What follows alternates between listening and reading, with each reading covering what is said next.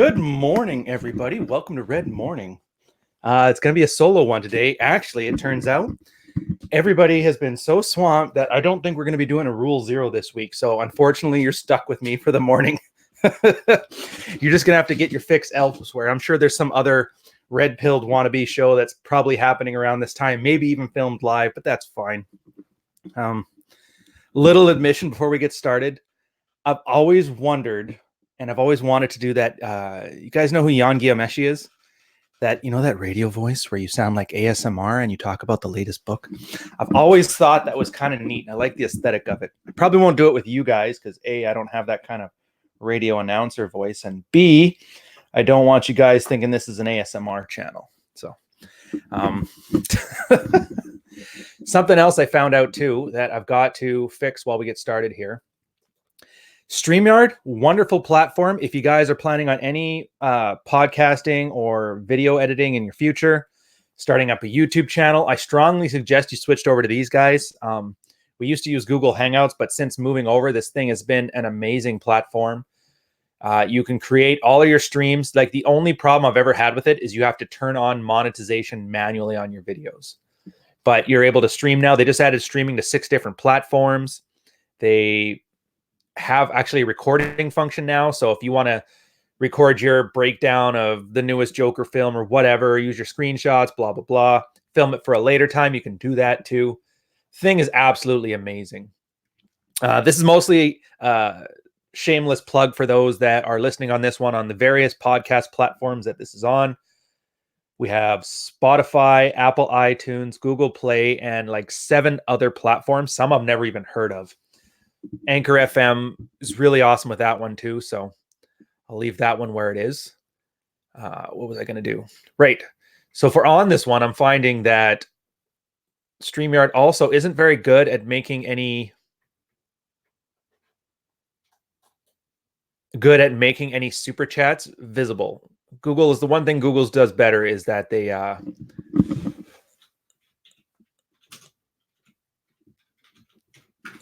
give it a nice bright highlight so that way you don't miss it. And the last thing I want to do is miss you guys when you're engaging here, because I'm not going to lie. Since Patreon has been blowing up right now, thank you guys. I'm assuming a lot of you guys here are from the Patreon, so you can vouch for this one. The questions have gotten a lot more switched on. The audience has gone from red pill aware to red pill practicing. And it's heartwarming to see. Lives going through all kinds of turmoil, and guys are coming out of it much better than when they started. And I think it's a heartwarming thing. I hope one day, if we're lucky here in the next 5-6 years, we can be in that same place that we see Rollo Tomasi. And if you guys haven't watched, yesterday he had a live stream where he talked with a bunch of people and they were all sharing their stories. It's a bit testicular cancer for me, but it is heartwarming to see a lot of guys fixing their lives to that extent. So good for them. All right. On that note, we're going to get to our topic. Yeah, I agree. It was very well done.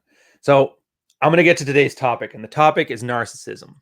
Now, I've been thinking about this one. It's deceptively difficult to have good topics frequently enough to handle this posting schedule we got.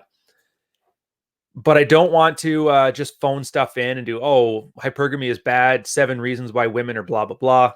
I figure you guys are owed a little bit better than that.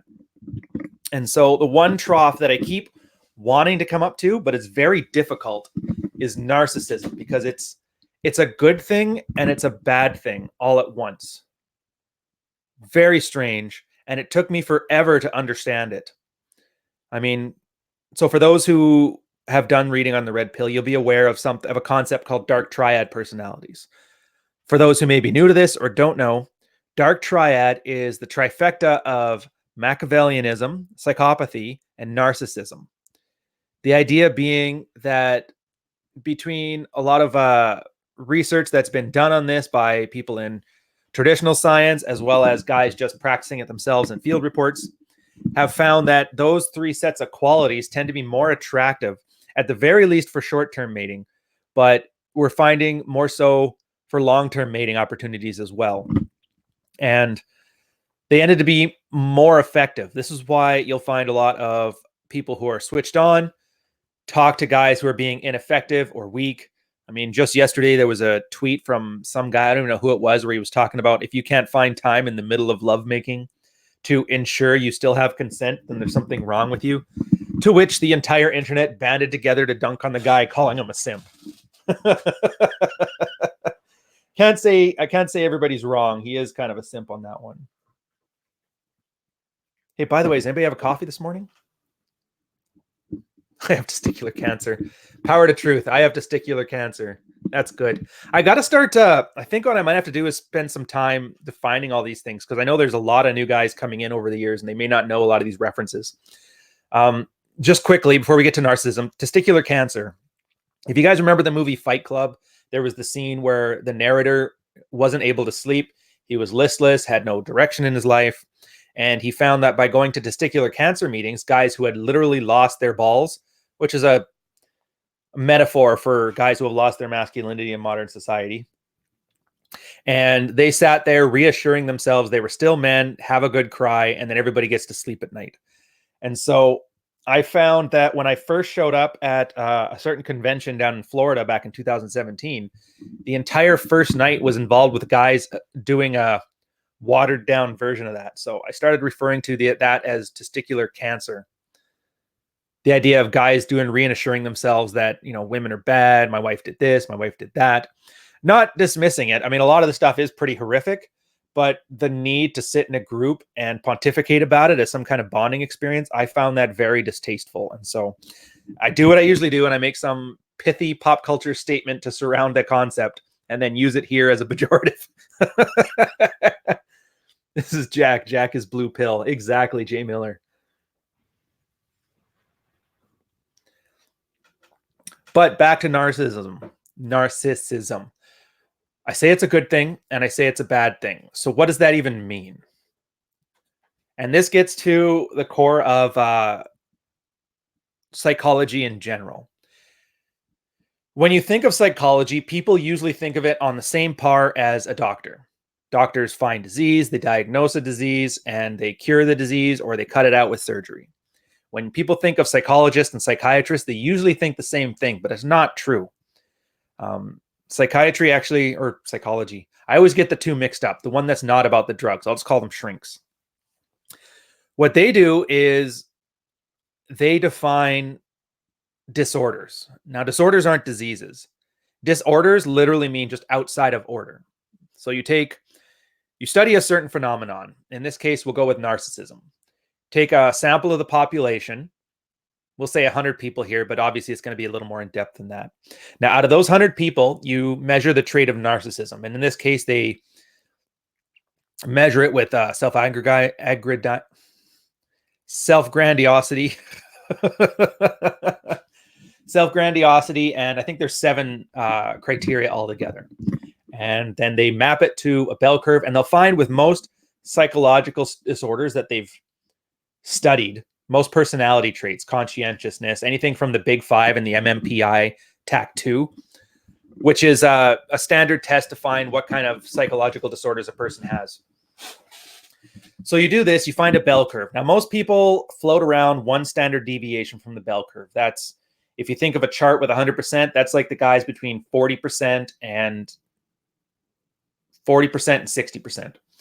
So that's your standard, the median, the mean, average usually, because it always ends up being a very stable bell curve. And then you get to the long tail on either side, and that's one standard deviation from it, or 2 or 3. And they draw a line, I believe it's at 3 standard deviations, and then they consider that a disorder. This guy's behavior is so far away from what normal people's behavior is that we have to diagnose it. So what's the purpose of diagnosing it? Well, and this is where the dangerous part of it comes in. There's a theory going around that it's about a type of universal basic income. So as society becomes very productive, it becomes extremely difficult to find things for people to do.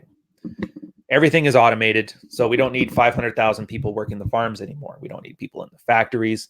The stuff that we haven't automated, we've usually offshored it to China or India or God knows where else. So disorders are a neat little mechanism for somebody to actually plead sickness. I mean, half the kids here, if you guys are millennials, you've probably had that, at least know somebody who as a teenager was on Ritalin or some other SSRI because of attention deficit disorder. And I think they call it, I don't know what the H is in ADHD now, and so that's the problem. And this ties into what Rollo was saying before about men being raised as defective women. It turns out when these studies are done, they can't really segregate by sex for various reasons, feminism being one of them. So when you do that and you get a big sample of the population, when you get the ability for somebody to sit still and pay attention in class for 8 hours a day as an 8-year-old, you're going to find most of the girls cluster around the mean and they skew the stats. So that way the center of the bell curve is almost always most women. Men, on the other hand, for that kind of thing, they skew way off. So what it does is it skews the data to make men look like that they're more, or they're less able to focus. And so once you have something that's off of that norm based on your skewed sample size, because you haven't segregated by gender, what you have is you have a disorder that's been created out of nothing. So when he says men are being raised as defective women, it's not hyperbole. It actually is kind of true. Now, granted, it's not going to be all men. There's a lot of men that are going to be in that center of the bell curve as well, but men tend to cluster around the extremes. So when you get what would be a single standard deviation from male behavior, you add the female population to skew the mix, that pushes them over to the second standard deviation, and then the second people to the third people. So what you're getting is a huge stack of guys that otherwise wouldn't be part of a disorder, now are part of a disorder. All because of all genders being equal. And that's one of the really dangerous side effects of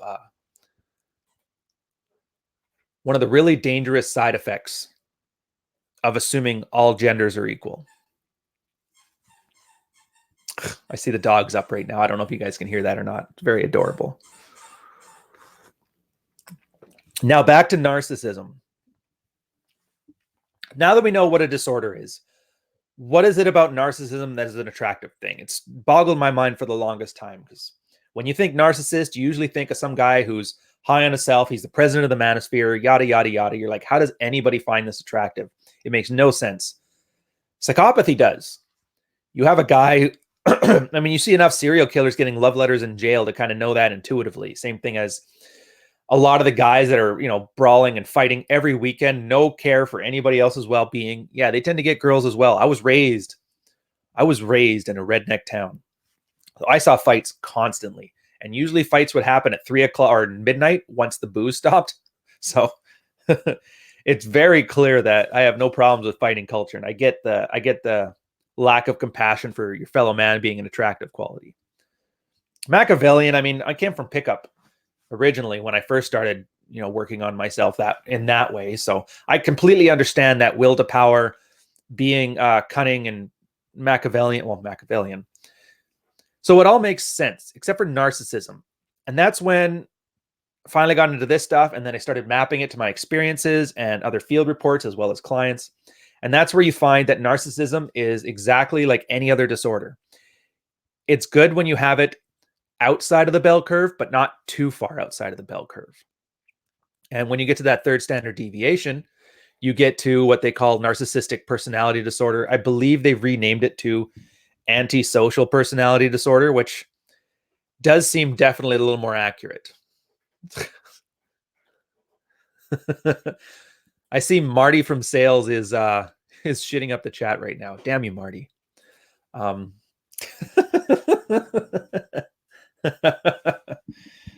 man, I kind of want to get you guys to lay off him, but I mean, he kind of called it on himself. If you guys are listening to this one as opposed to watching, as soon as I mentioned the dream, the chat just lit up with a resounding dunk on that guy. So I'll say one thing. People can say what they want about this audience, but can never accuse you guys of not being switched on. So that's the thing with narcissism. If you also look at the far side, so when you get to 1, 2, 3 standard deviations on the left side of narcissism, you'll get what's called borderline. Now, borderline is best way I've had it described to me that's very accessible is if Narcissism means you're the main actor in your one-man play. Borderline means you're the co-star in somebody else's play, and you need direction to understand what your character's doing. So when everybody, and this is why it's given as blanket advice, every guy needs to add narcissism to his diet. Well, why? Well, first off, if you're on the borderline side of the spectrum, which if you'll notice and you look into it, you're going to see a lot of typical feminine behavior sounds like muted versions of borderline disorder. So like, oh, okay, so that's literally acting feminine. So this is narcissism, and borderline is essentially descriptors of what you would consider masculinity and femininity. It's a rough mapping, but it maps pretty well, which is pretty cool. Yahoo! Hello, Ryan. Love your work. Yao, thank you very much, man. You keep watching. I'll keep plugging these out. Okay, so those guys, the guys who act more feminine or have more borderline personality traits, adding narcissism to the mix is one of the easiest things you can do to make a guy less unattractive. If it's another thing too, you're going to hear this a lot. I talk about it a lot. It's the rules of attraction. They've been around since mystery in like the early 2000s and I think the 90s before that. But it was two things you need to do as a man is to be more attractive and to be less unattractive. Or be attractive, don't be unattractive. Now, it's not just with the sexual marketplace either. It happens outside that. Anybody who's found that they've been more charming at the business and it has more and better effects for them, they've been more assertive at work because they're adding healthy narcissism to their diet. Like these things carry over everywhere. The reason that I talk about it almost exclusively with women is because it's a playground. It's gamification. If you can pick up a girl, you can charm your boss. You can, and this, I mean, obviously this only works if you're the kind of guy who can do his job fairly well. But if you'll remember about 10 minutes ago, I was saying that you didn't need to do as much now because automation is taking a lot of our jobs away. So increasingly so, our ability to be competent is removed as the critical factor in our performance in society, which explains why you're seeing a lot of antisocial people getting a lot bigger platform. It's not just the internet. It's that somebody can be an absolute moron and not die. Basically.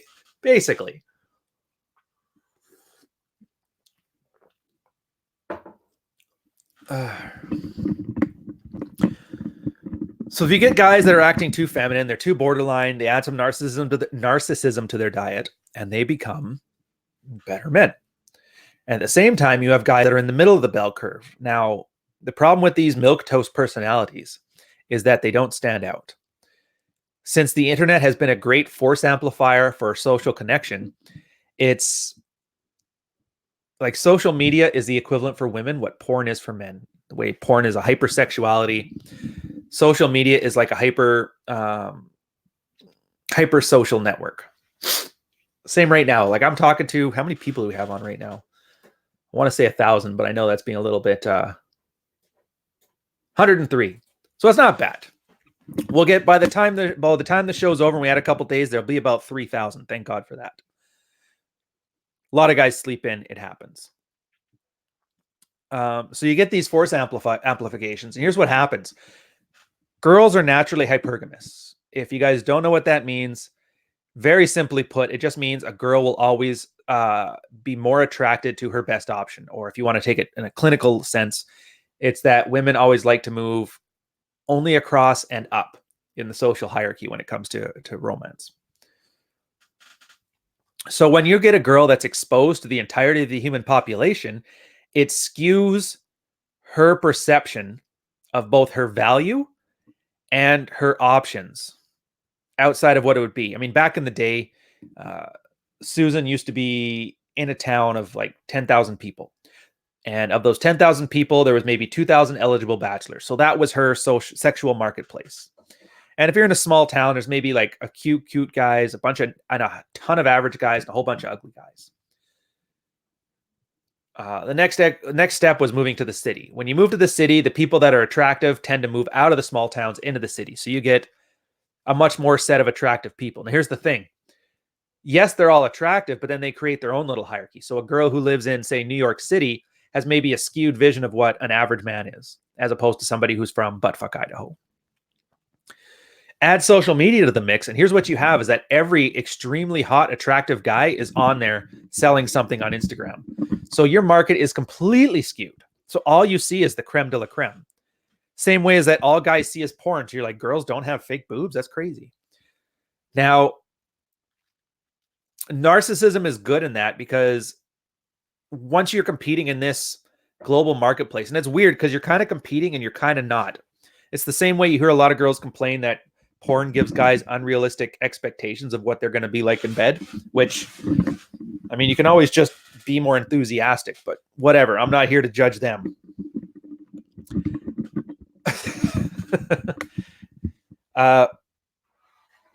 Narcissism builds the attractive behaviors. Now, here's the thing. A lot of guys may be pretty. Now, a lot of guys may be on Instagram. Your competition may have, from a looks perspective, may have gone up to the point where every guy is competing with the most attractive people online. That's fine. The one thing that attractive people will never have over you is face-to-face interaction with a specific woman in front of you. When a girl is in a room with you, when you've approached her in a coffee shop, you've essentially created a small pocket dimension, I guess we can call it here. I gotta have to add some nerd language to this one, but so in that moment, her sexual marketplace is just you and then the guys on her phone. It's a much smaller and a much more easy to manage one. Now, if you haven't noticed, most guys are risk averse. Most guys are conscientious. Most guys are fearful of any sort of aggression or conflict. So when you have narcissism, when you have this unabashed self-confidence, when you have this sense of grandiosity, when you're willing to add a little bit of tension into a situation when it comes to getting your respect, that kind of stuff, it ends up being a very attractive quality because it's different. And if you know nothing else about women, know this: women love novelty. That's why the trans movement has moved on so well right now, because right now it's a novelty. 10 years ago, it was about gay rights. 10 years before that, I don't know what it was about, but lesbians, who knows? So what's going to happen in like 10 years with the trans community is the same thing that's going to happen now with the gay community, where a lot of them are becoming conservative. They aren't really getting the same, like Milo Yiannopoulos didn't get his pass to do whatever he wanted to do. Had he done that in the 90s, guaranteed he'd be on a TV show right now called like Milo with an exclamation mark, just like Ellen.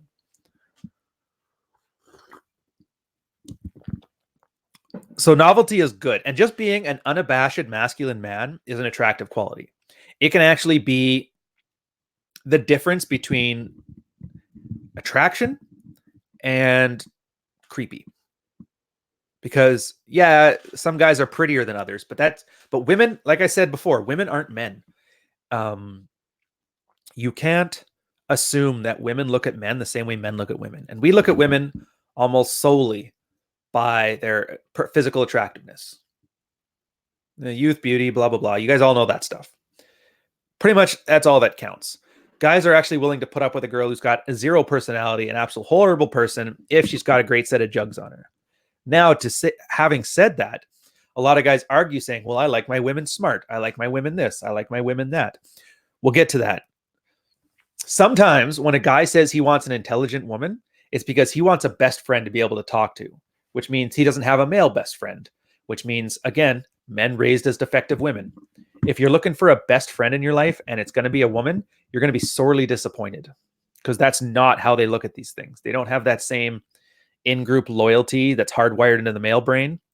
So you can enjoy a girl's company, by all means, great acquaintances, friendly terms, but you're never going to have a female best friend. So when you're searching for intelligence like that, you're basically looking for a woman who acts like enough of a man that she can fill more than one role in your life.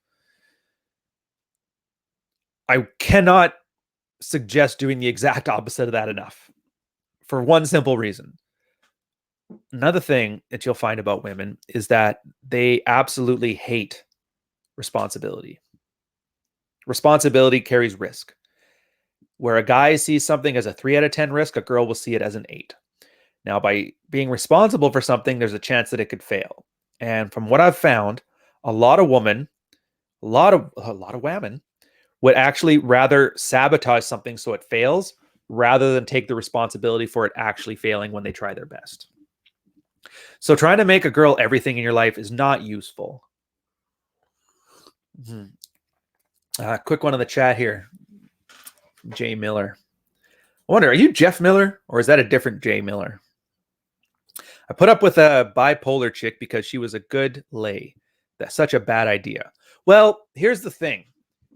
She is, and most of them are, because they're borderline girls are hyper feminine. So generally all the stuff that you're going to find sexually attractive in a woman, a BPD is going to have in spades. Think of a BPD woman the same way a girl thinks of like that thug Tyrone. You can kind of picture the where I'm going with this one now. Which I find funny because even though men and women are different, we fall into a lot of the same traps. In this case, it's that one where a lot of the MGTOWs bitch about how, Stacy can only go for that gangster thug or the ultra Chad, even though he's horrible for her. Meanwhile, they're falling for the first BPD girl that decides to touch them. So a little bit of life irony here to get you guys a little bit of laughter going on.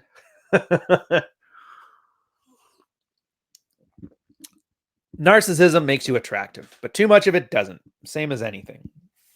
Take a quick break from the topic. I want to check you guys out in the chat. We don't talk enough, guys. I got a super chat. See, this is why I really hate StreamYard. Oh, there we go. All right. I got to hunt down for it. One man way. Don't worry. I've seen you. It's, you know what? I'm just going to read it out. You guys are going to have to take my word for it that I'm reading it properly. All right. From One Man's Way. Oh, wait. Here's what we'll do. I'll copy and paste it. Put it in here.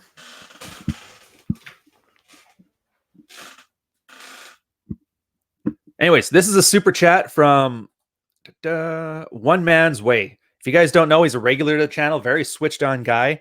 Has a great story. Ask him about it sometime about getting his engagement ring back from his cheating whore of a fiance. I'm a Marine combat veteran.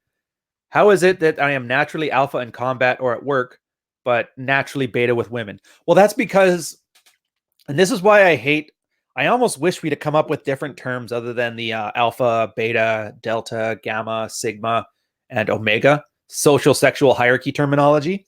For those of guys who don't know, there's been a little bit of refinement required on this one. I'll get into the history of it maybe a little bit later. But so when you talk about alpha from a military perspective, what you're describing is leadership, fearlessness, competence, camaraderie, all this stuff.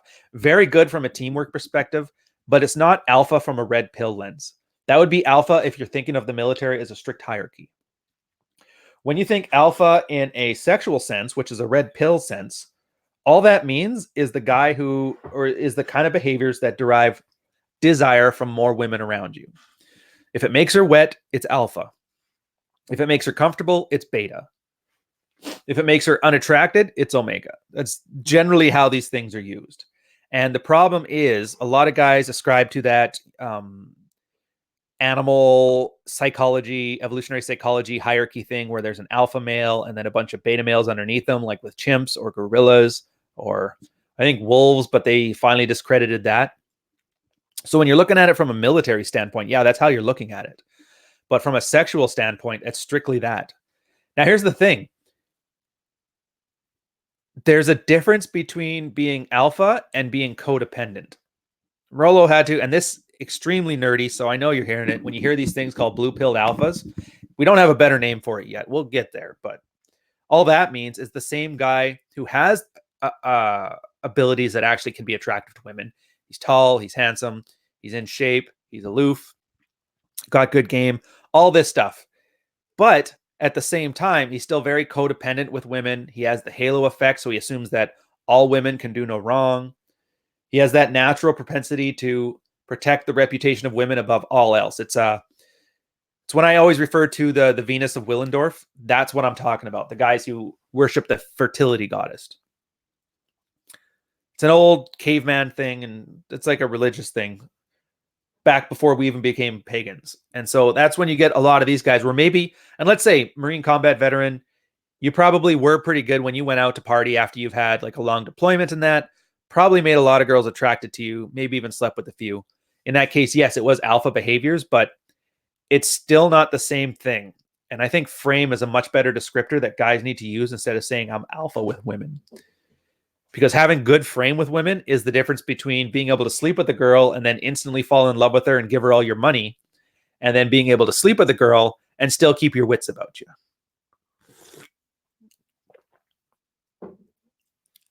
All right. You know what? Let's take a little quick break into this. I know we were supposed to be talking about narcissism, but we got another hour and 20 minutes plus change. So I'm going to take a quick break. For those of you guys who are red pill aware, and those who don't know, red pill aware just means I've watched a couple of your podcasts, read half of Rollo's book, and now I'm red pilled. Not the same thing. But alpha, beta, all these terms, they came from a few places. The first was Royce. Second one was Rollo, and the third one was Vox Day. And they've had some intermixing between them. But in general, there's come up with two separate uses of the word. The first one, which I don't agree with where it came from, was the alpha is good, beta is bad. Ideal versus unideal. And that's mostly, I want to blame Royce for that one mostly, but at the same time, it kind of got refined over time. So it's one of those problems that you can look back through the history and there's no mechanism to show you, yeah, this is how he started and then it advanced into this. You kind of have to come to this conclusion on your own. But Vox Day did a very good job with it. But then he ascribed it too much to archetypes, being how he was a storyteller in science fiction. It makes sense. But it's since then been refined, and I think Rollo did a majority of the work on this one, where it's now like clustering of behavior sets. So when he talks about alpha, or when Vox talks about alpha, he refers to it as what you would think of as alpha, the guy that the guys want to be and the girls want to be with. When he described beta males, he described it as the best friend of the alpha male. They still get tons of women. They're doing just fine. They're the one that brings the beer to the party. And then he brings up delta. And delta is one of those ones that people kind of forgot about.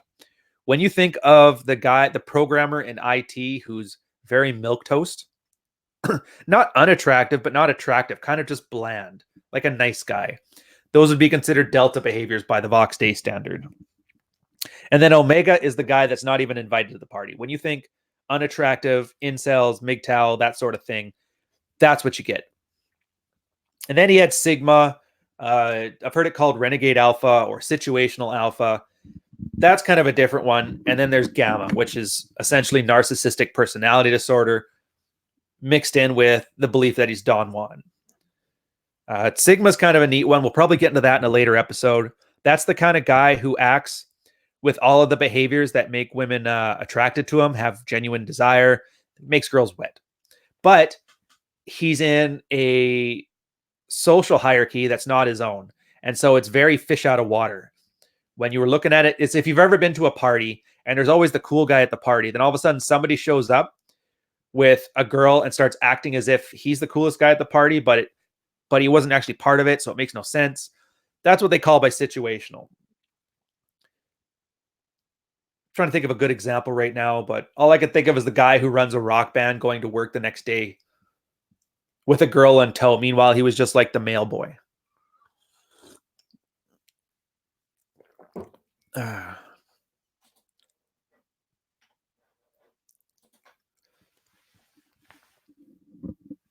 narcissism. I love that stuff. So how do you know if you got too much or too little? Back to narcissism. And the easy answer to that one is if you're actually thinking about the question, then you don't have too much. True narcissists that are 3 standard deviations, they believe their own hype. Like Carl referred to it often as the guy who buys his own mark. Well, Hulk Hogan wouldn't do this, so Hulk Hogan can't do that. And like, you're not Hulk Hogan right now. You're Terry. Like, pick up the damn crumpet. So once you get to that point, and here's what I love is the great way of describing it, because I'm gonna blow your mind, and I'm gonna show you what the Indian guy with Bobs and Vagine, what the MGTOW repeal the 19th crowd, what the doll fuckers, and what glaring narcissists all have in common. I'm the president of the manosphere stuff. All these guys, completely identical situation manifested in a few different flavors. It's because they all have an excessive amount of narcissism. What do I mean by this? Don't think of narcissism the way the APA defines it in the DSV-4. That's the American Psychological Association, and the DS-4 is kind of their manual.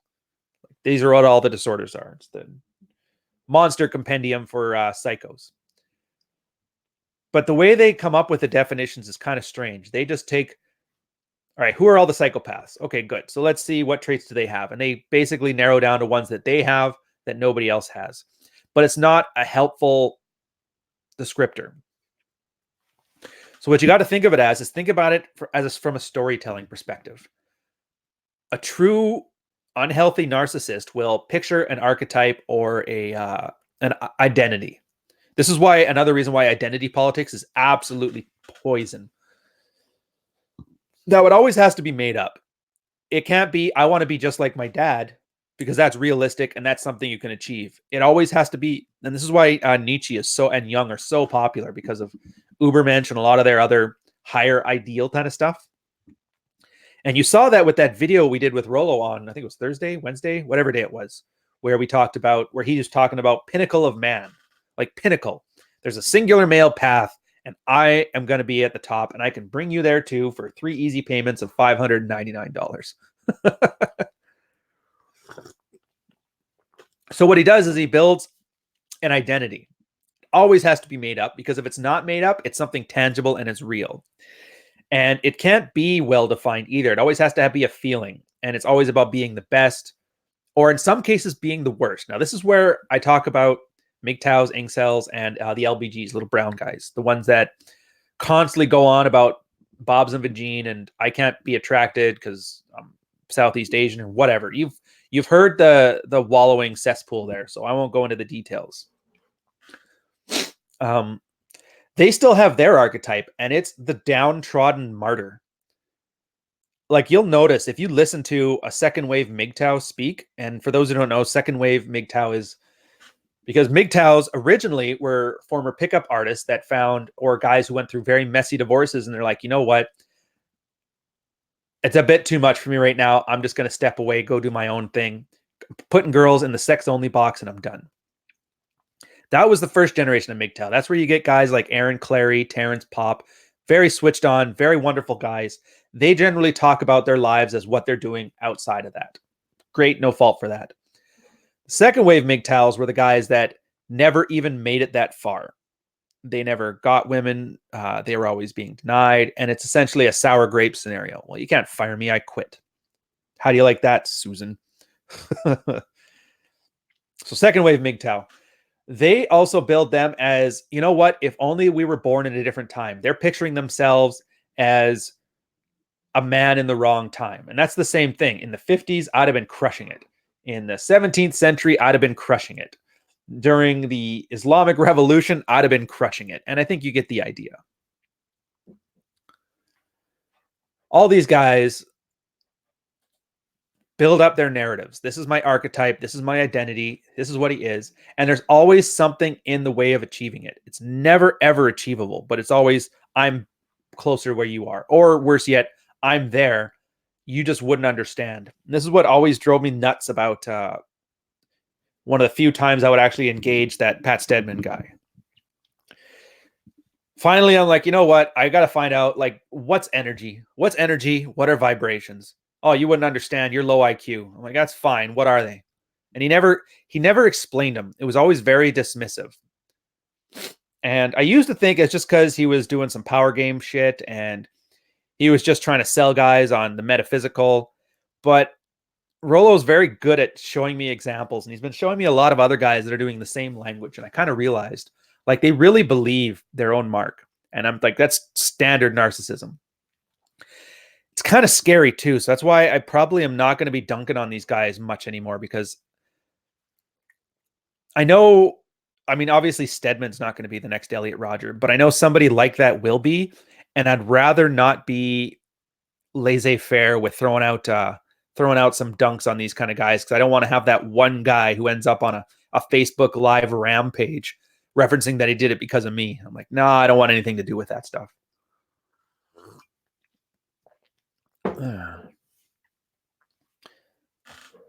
Coffee break, everybody. Man, I need Carl back. I'm going to start hounding him. I want him. I'm pretty sure his surgery's recovered by now. I don't care how busy he is at work. I want him back on the cam. I want to hear how he's doing. The next rant would be epic, by the way. And this is where you kind of have to be careful. I mean, you guys are switched on. You already know. But there's a lot of guys on the fence who fall for stuff like this. And here's the thing. Religion, a lot of people talk about religion, how it filled a need in human life. And I kind of see it now. My inner Christopher Hitchens kind of realizes that the problem with people is way too many are sheep in search of a shepherd. So they're always looking for that archetype, that identity. Now, religion used to fill that void with Jesus. Be like Jesus, be meek, blah, blah, blah. And that's where you get a lot of those like passive aggressive religious types that are like, they're very holier, better than thou. Oh, bless his heart, which I never liked it, but I will take that in a heartbeat over these guys that are now talking about vibrations and crystals and the pinnacle of man and female worship.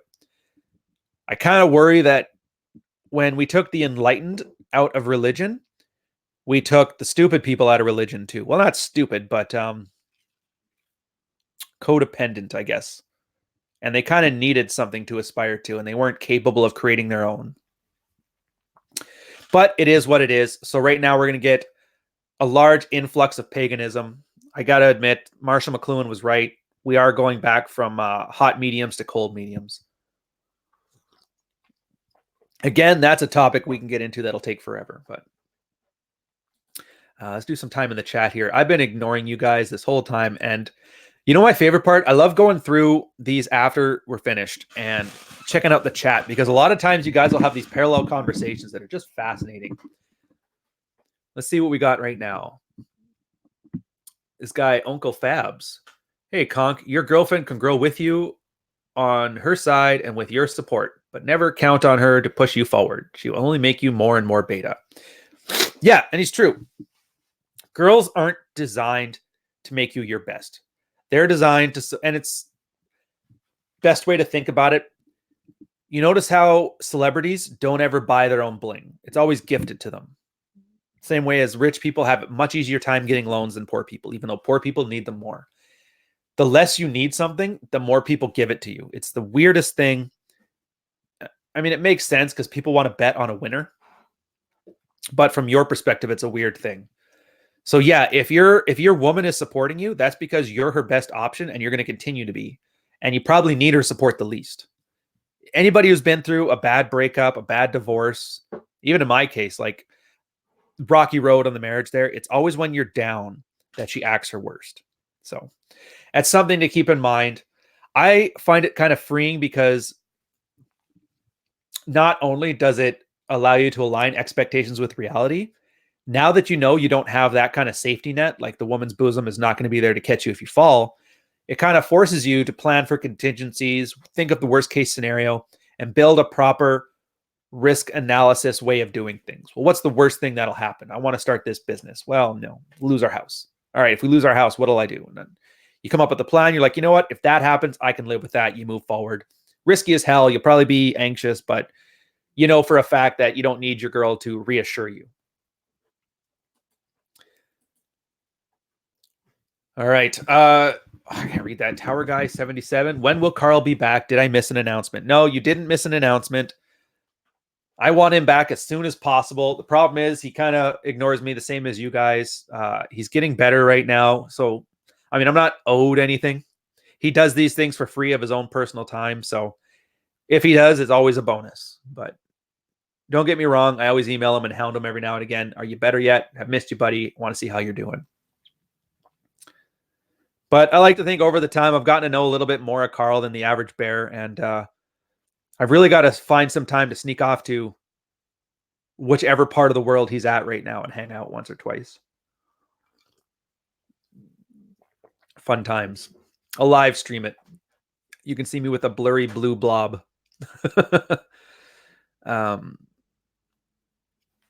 going back on the chat here. So Conk, again, responding back. Yeah, men are the ones who will push and pull. Women are made to surround and suffocate. So I can see where you're going with this, and it's not wrong. Here's the thing. The way you describe things, the language you use makes a difference because it frames things. The women surround and suffocate thing, it's a very pejorative way of looking at it, and it's not wrong either, but you got to understand how the female mind works on a macro. There's going to be exceptions here, but generally what happens is women are risk averse. Guys tend to be more risk tolerant. So women are always trying to urge the guy to take a more risk averse standpoint because it makes them comfortable. The beauty of this is that anxiety that comes from not being comfortable is actually an aphrodisiac. So it seems to have worked out from an evolutionary standpoint that the kind of guy who can build anxiety in a woman is better able to keep that woman. So if she's always worried about, and that's why these tests that slowly dragging you to beta, as people call it, even though it's more like making you more compliant and trying to be more controlling. All these things are true, but it's kind of a natural progression of a thing. A girl will always try to pull a guy towards a more comfortable center, and the guy is always in a less comfortable center. And it's this constant tug of war. If the girl wins, she's got a very comfortable guy that she's not attracted to. If the guy wins, the girl's an anxious wreck with a crazy sex life. So as a man, with your interactions with women, you want to find a spot that you want to be in. I don't want to say you're comfortable in, but that you've accepted is a stable place for you to be. If you're just spinning plates, and if you guys don't know, spinning plates just means dating multiple girls without exclusivity. Possibly sex, but it doesn't have to be, as long as the potential's there. I say it kind of has to, though, because guys love lying to themselves about orbiting as if they're spinning plates. So you'll have to trust your own judgment on this one. So if that's the case, you probably want to dial up alpha behaviors, create a little more anxiety that creates sexual tension. And that sexual tension translates into sex with multiple people all the time, very little commitment. Awesome. If you're the kind of guy who is looking to do something and he wants that time that he used to spend dating, spent on other things, maybe he wants a family, you can't put too much of that in place, because if you create too much anxiety all the time, the girl isn't comfortable enough to want to commit. It's just one of those things. So in that case, you dial it back, or better yet, you just pepper in small amounts of comfort over time. And if you get a very good balance with this, you'll usually end up at that point where the girl will like cry, bawl, oh my God, I loved you, but you never said it back. Like that kind of stuff. Any of those times where a girl is kind of like giving a massive comfort tests to try and see, and like, where are we? Those kind of talks. So once you get that done, then you have a nice little balance point, and you can possibly carry on from a plate to a potential long-term girlfriend. And if you haven't been dating at least a year, she's still a plate. Not even going to question that. No long-term relationships under 12 months. If you guys call it an LTR, I'm just going to laugh at you.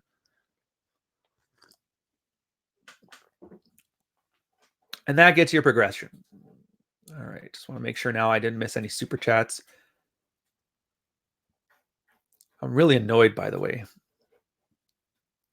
YouTube keeps screwing this thing up. Man, you guys are going crazy in here. All right. Oh, yeah, smash like, notification, subscribe, all that nonsense. I keep forgetting to give that stuff. If you guys are on Spotify, quickly check us out on YouTube. Come on down to youtube.com/c/Ryan Stone, one word, Ryan with an I. Subscribe and like the videos. Oh my God, wine more, please.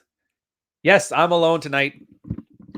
A lot of these topics, it's kind of hard to find the right person to talk to, and I would love you MRP guys on there, the Married Red Pill, but you guys are busy.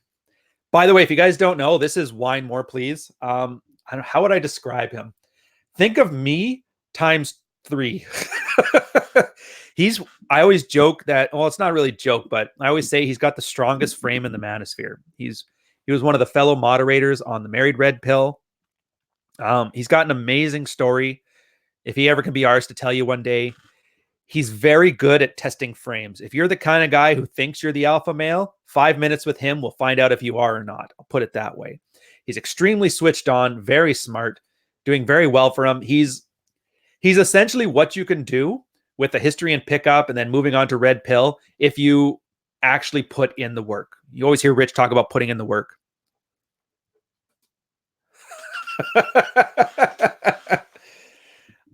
Thank you for the $2 super chat. You son of a bitch.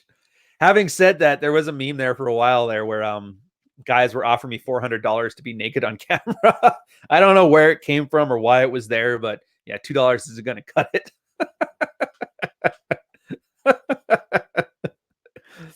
Here's another one from Scott Barry. Thank you for the $20 super chat.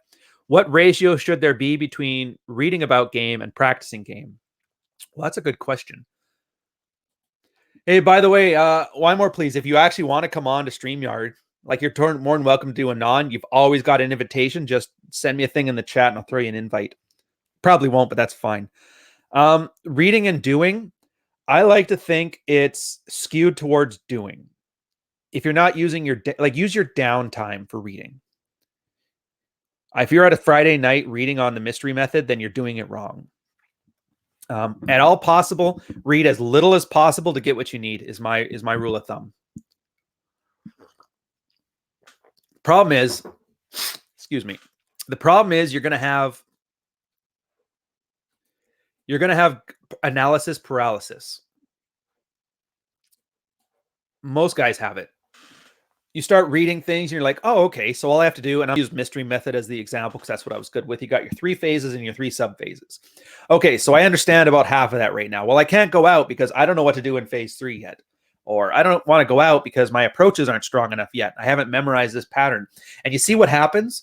By reading so much, you create this insecurity in you. You're like, oh, I can't quite do it unless I have all these things in place and everything is perfect. And then failure is not going to happen. It works much better if you read first chapter, learn your first phase, go out there, screw that up 5 or 6 times until you get it right. And then you realize you're standing there like an idiot going, okay, I don't know what to do in phase 2. Then come back, maybe read a little bit more. I find that's far superior because, and it's a theory on this. I don't know how true it is, but I'm perfectly willing to believe it. A lot of this stuff is just rituals. Doesn't really matter. I mean, people have been sleeping together before Mystery made up his method or the London day game model came out. So there's obviously a way you can do it naturally without having to subscribe to a framework. And that's fine. Even if the framework isn't the optimum way of doing it, even if it's not the ideal way of doing it, it serves 2 purposes. It gives you the confidence to have an idea as to what's going to happen, and it gets you doing something. Even if you have to learn just by plowing through and rote memorization, you're still out there doing something. So even if it is that, as long as it works, that's all that I care about. For all we know, maybe there's only 2 phases. Maybe there's only 1 phase. Maybe all these phases are BS. Maybe the girl is already ready to sleep with you, and all this stuff you're doing is just getting in the way of that. But you're there, and you're doing things. Good enough for me. Ah, damn it. All right, one sec here. One man's way. You have to forgive me. Here, I'm going to pull up the YouTube super chats because I don't see them. They don't color up in StreamYard, and it's really annoying because I hate missing your guys' super chats here. A lot of your questions are really switched on. They're so much fun to get into. Just bear with me 2 seconds here. Come on, skip ad. There we go. We're just going to pop out the chat, put it on a side window. Until StreamYard fixes this option, I'm going to have to go with this. All right, so Scott Barry, I got the one.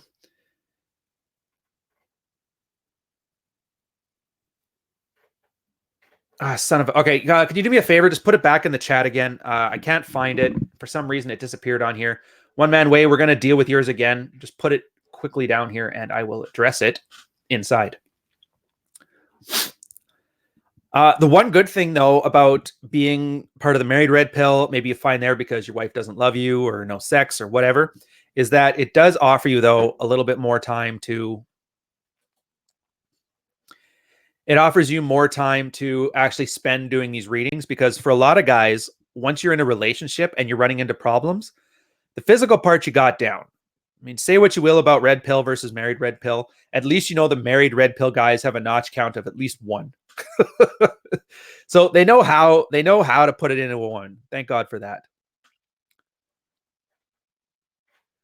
They get, and from those situations, it's often good to have more time reading. I remember one of my favorite guys from the Married Red Pill, Bogey D6. I don't know if he ever watches these things. He's been kind of busy right now, an oil man.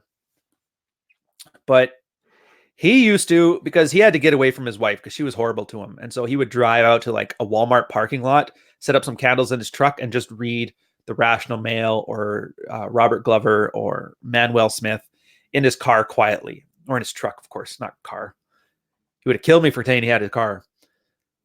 One man way, yeah, just re-put your thing in the chat there because I can't find it. And I'll make sure I get to it as soon as I see it.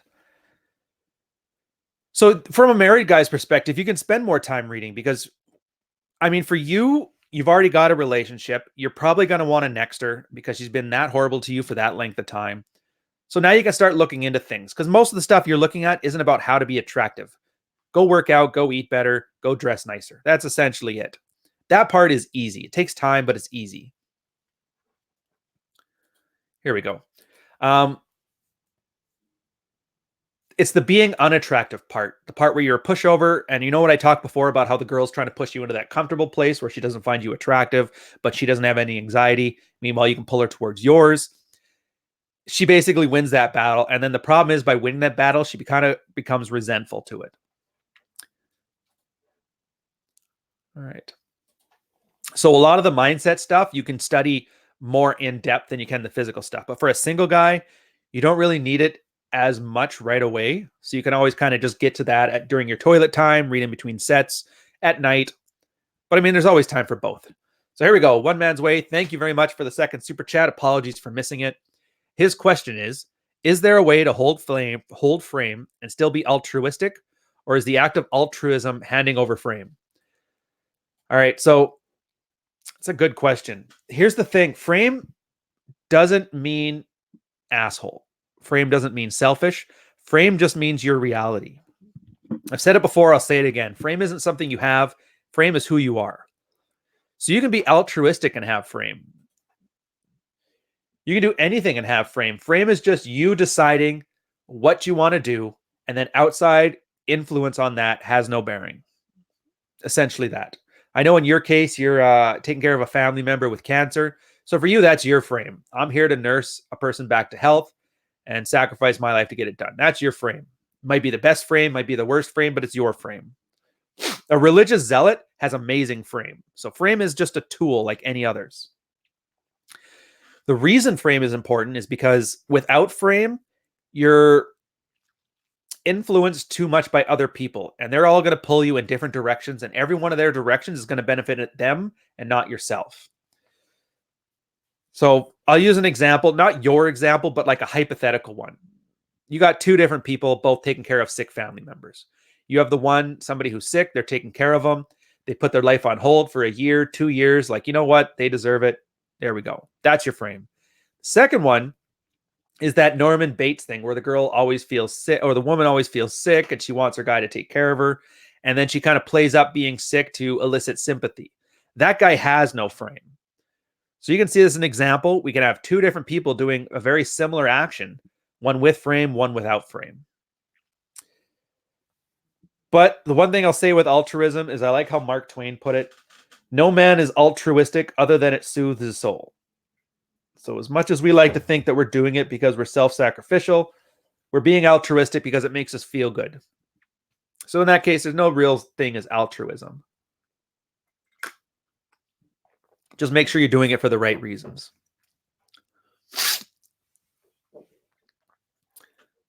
Conquer, you having to defend yourself by saying you're not an incel? I have a feeling somebody went after Conk's weight in the chat. He's saying here, most people know I'm pretty fat, but honestly, I've been fine with women since college. Not perfect, but no way an incel. Incel's not even so much being celibate. Incel's a way of mind. Incel is wallowing in your own self-pity. Remember what I was talking before about narcissistic archetypes and fantasies? Yeah, the incel treats his celibacy as an identity. Imagine being so bad at narcissism that you pick the absolute stupidest identity and the most self-destructive identity and then hold on to that one. Like, you can't even do that right. Why can't you pretend to be president of the manosphere at least? At least that guy, well, I don't know what he gets. Yeah, never mind. Maybe you're better off as an incel.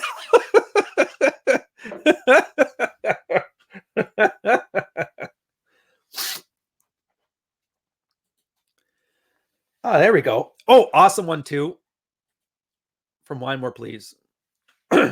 Girls who categorize you as not boyfriend material are more likely to have sex with you than sooner. Absolutely. Girls have that lover and provider dichotomy, the same as men have the Madonna and whore one. And if they don't see you as a potential boyfriend, they are much more likely to give it to you because they feel the attraction, but their frontal lobe hasn't given them the whole, oh, he might be a potential husband, so I better ensure commitment from him by.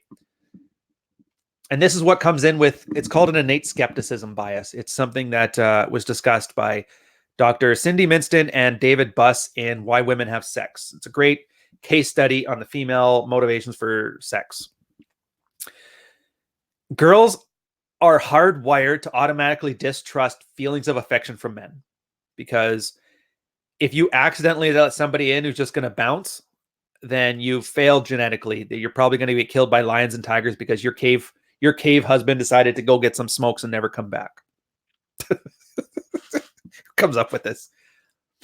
So they automatically need further and further invested signals from the guy in order to treat them as genuine. So when you see a guy and you see him as a potential boyfriend or a potential husband, they're going to make him jump through hoops because they want to confirm what their limbic brain is telling them and that they find him attractive enough. But he definitely signals provider. So don't signal provider. And this is why that predominantly alpha behaviors are always your friend. In this case, you're signaling raw sexual desire and zero commitment. If you want to have sex with a girl, that's the way to signal it because you're not engaging that limbic brain. How much investment do I need from this guy? She's strictly just going off on her feelings. And now that we have no social constraints to that, it always works out in your benefit.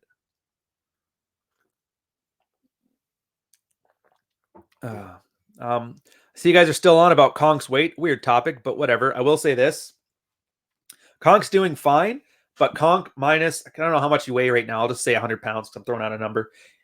Conk minus 100 pounds of fat plus 20 pounds of muscle will do way better than Conk today. And that's just the way it is.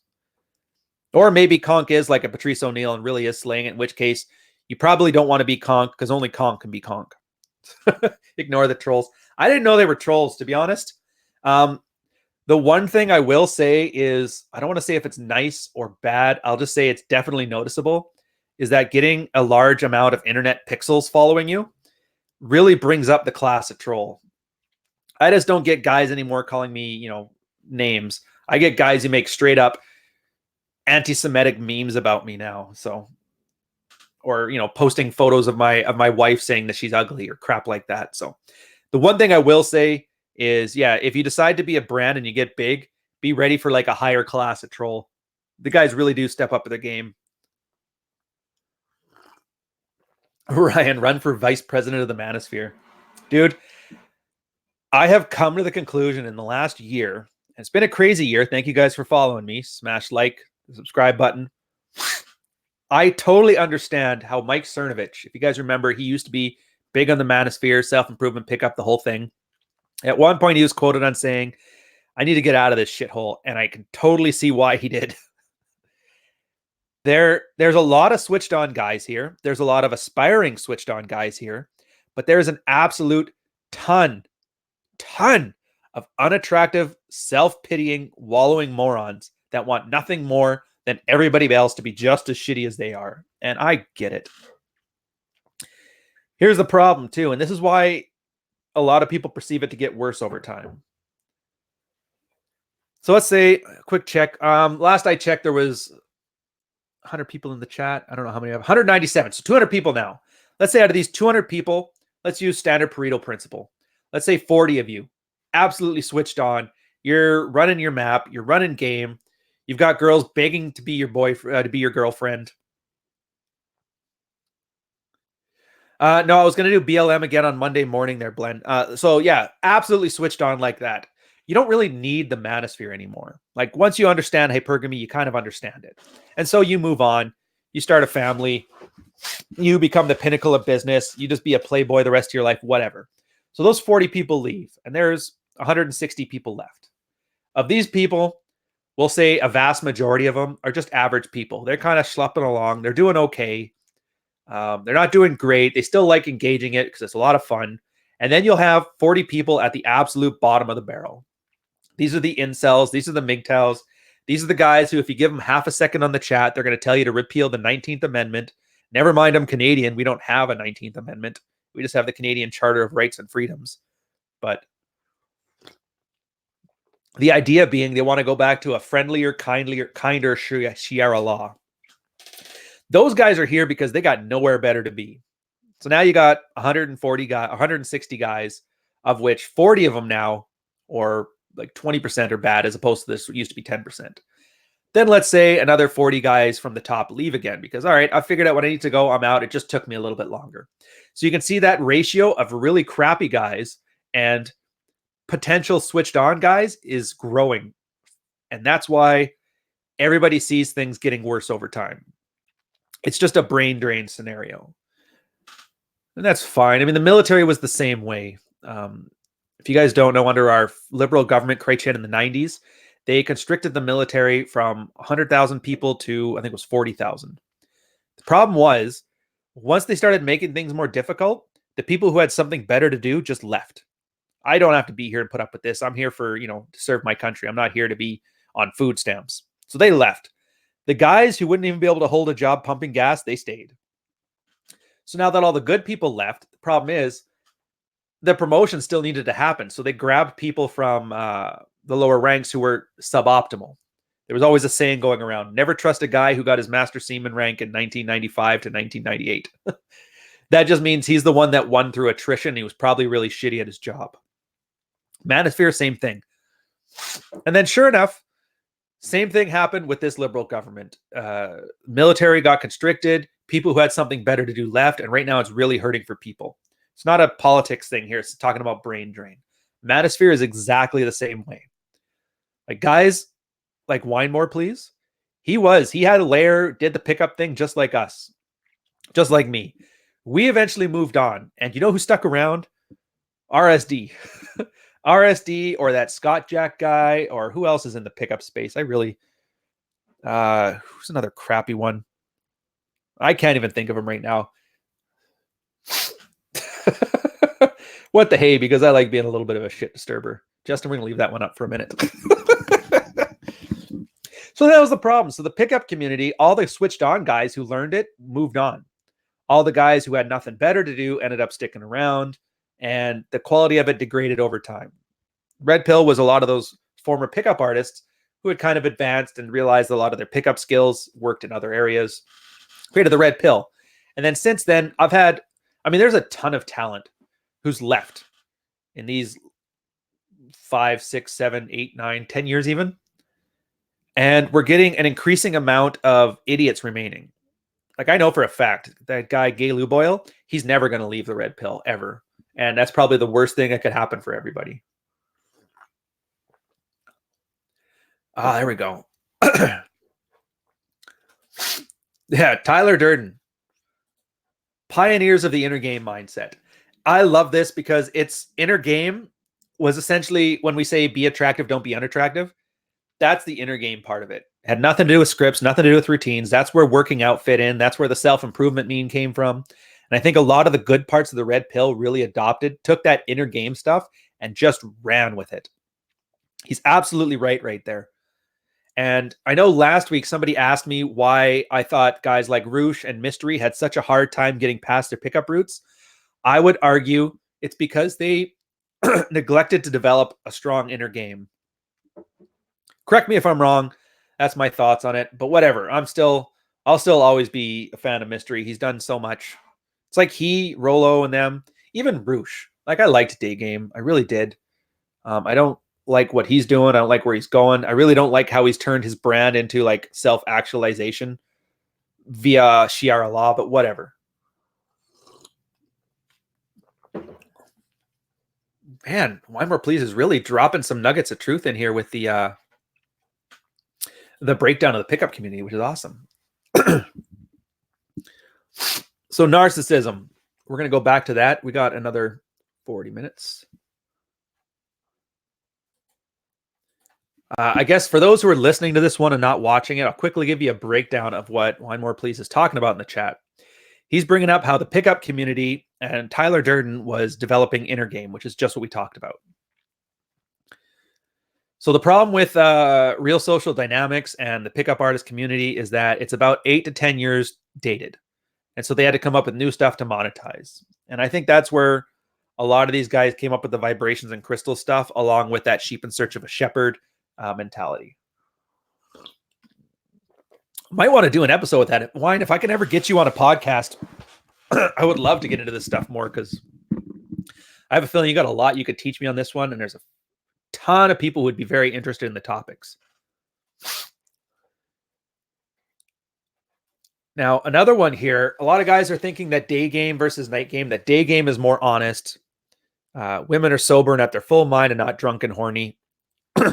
This is that authentic, genuine desire stuff, and I cannot disagree more. People are a lot of things, but what they aren't is dishonest. I mean, they may lie, but they're not dishonest. You can see it through their actions. When you approach day game thinking that I like it because the girls are sober and they have their full abilities, you got to remember, women put themselves in positions for things that they want to have happen. Sure, yeah. Thanks, Ivar, for helping me pronounce it right. If a girl's going to the bar to have a couple drinks and lower her inhibitions, she's doing that for a reason. She's doing that because she wants to get some. So it's not dishonest. It's not making it harder for you. And that's the other thing. A lot of guys, I like day game because it's a lot easier to pick up drunk girls. Well, if it's easier, how often are you doing it? Because I don't care how drunk a girl is. There is no guy in the PUA space or in the red pill space or even just game in general. There is no guy who's just picking up drunks every time they go out. So I don't care how easy you think it is. It's not that easy. Being able to do it from a day game approach, you know what? A girl still has feelings just because her inhibitions are down. You have other advantages.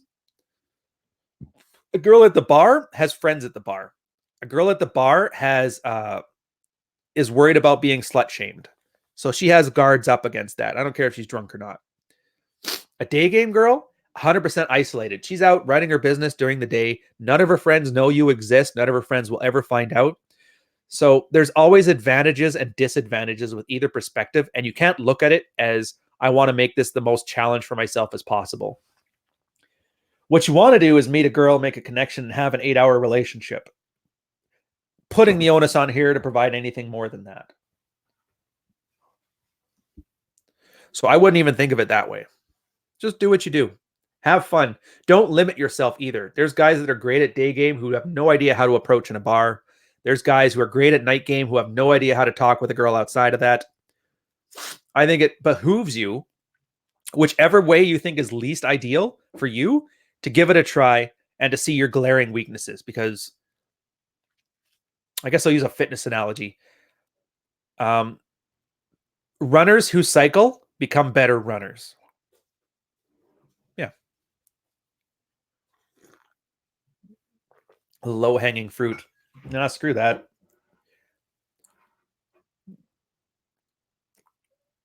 Oh man, shouldn't have any dead sign in there, but that's fine. And here's the thing. So Lee Comstock has a good point though. He hates bars and clubs because the music is way too loud. Couldn't agree more with that one. But there's more to night game than just nightclubs. There's pubs. There's lounges. Lounges are honestly the best. They were my favorite, more so than clubs. Clubs also work too because there's usually a smoking pit or a smoking area outside the bar. I think they have those in the States too.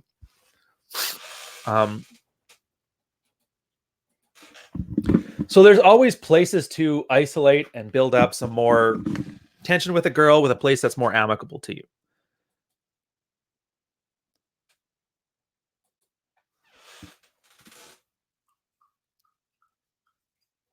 Ooh. All right. I think we're going to try something new out here, boys. I was just talking with Conk, and he brought up a good idea. So he's got some input on the narcissism thing. So he wants to come on and have a chat. I'll figure, what the hey? I shouldn't monopolize all the time here. We're running on about 90 minutes now, and I'm curious. Ooh, and weak and sensitive. Or wine more, please. I keep using your second name. So we're going to bring on a panel. Come on.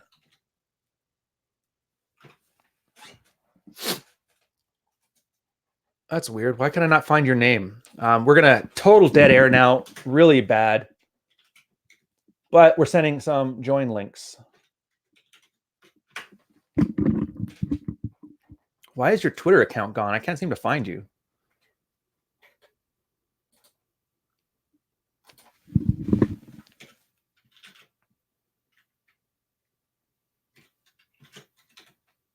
There we go.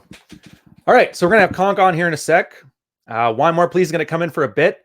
Dude, I've been wanting to chat with him for so long. We have a history. He's been so much fun to deal with since forever. What the hell? Where'd he go?